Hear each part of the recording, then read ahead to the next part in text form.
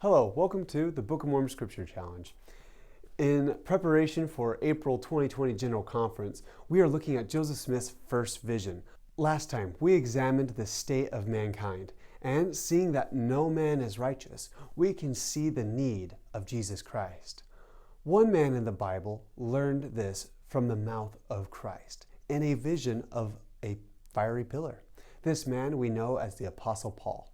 In his day, everyone knew him as Saul of Tarsus, a Jew and Roman citizen who from a young age studied under Gamaliel, a leading authority in the Sanhedrin, and one of the most notable rabbis in history.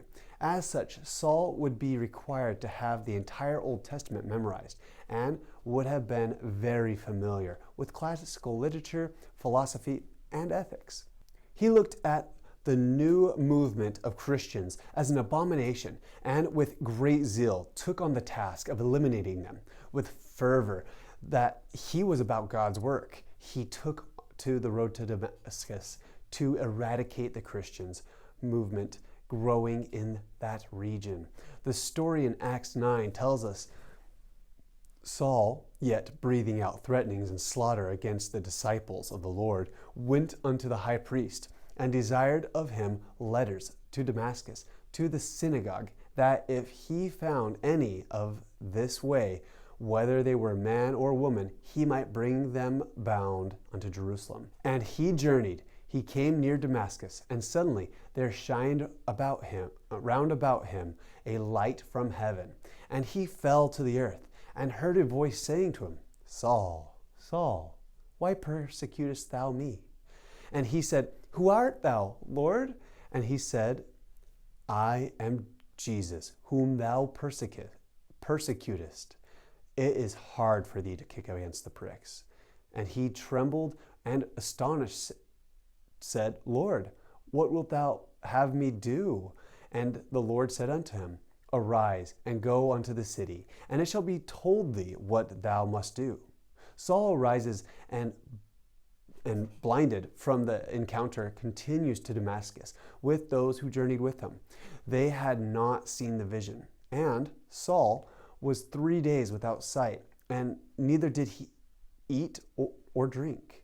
The Lord sends Ananias to him and heals him. Saul then begins to minister, as it is written, But Saul increased the more in strength, and confounded the Jews which dwelled at Damascus, proving that this is very Christ.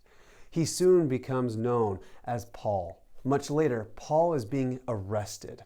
And as Paul was to be led into the castle, he said unto the chief captain, May I speak unto thee? Who said, Canst thou speak Greek? But Paul said, I am a man which am a Jew of Tarsus, a city in Cilicia, a citizen of no mean city. And I beseech thee, suffer me to speak unto the people. The captain grants unto Paul this privilege, and standing on a staircase, cries out in Hebrew to the Jews who called for his arrest. Men, brethren, and fathers, hear ye my defense, which I make now unto you. Paul states his heritage, schooling, and zeal for God, then tells his story of the vision. And it came to pass that as I made my journey, and was come nigh unto Damascus at noon, suddenly there shone from heaven a great light around about me. And I fell unto the ground, and heard a voice saying unto me, Saul, Saul, why persecutest thou me? And I said, Who art thou, Lord? And he said unto me, I am Jesus of Nazareth, whom thou persecutest. And I said, What shall I do, Lord? And the Lord said unto me, Arise and go into Damascus, and there it shall be told thee of all things which are appointed for thee to do. Saul continues his story to the Jews, and then is dragged out to be imprisoned and tried. Eventually, he has an opportunity to present before King Agrippa. In chapter 26, he says, I think myself happy, King Agrippa, because I shall answer for myself this day before thee, touching all the things whereof I am accused of the Jews. He explains many things which the king would not understand, not being Jewish, then recounts his vision. Whereupon, as I went to Damascus with authority and commission from the chief priest, at midday, O king, I saw in the way a light from heaven, above the brightness of the sun, shining around about me, and them which journeyed with me. And when we were all fallen to the earth, I heard a voice speaking unto me, and saying in Hebrew, Saul, Saul, why persecutest thou me?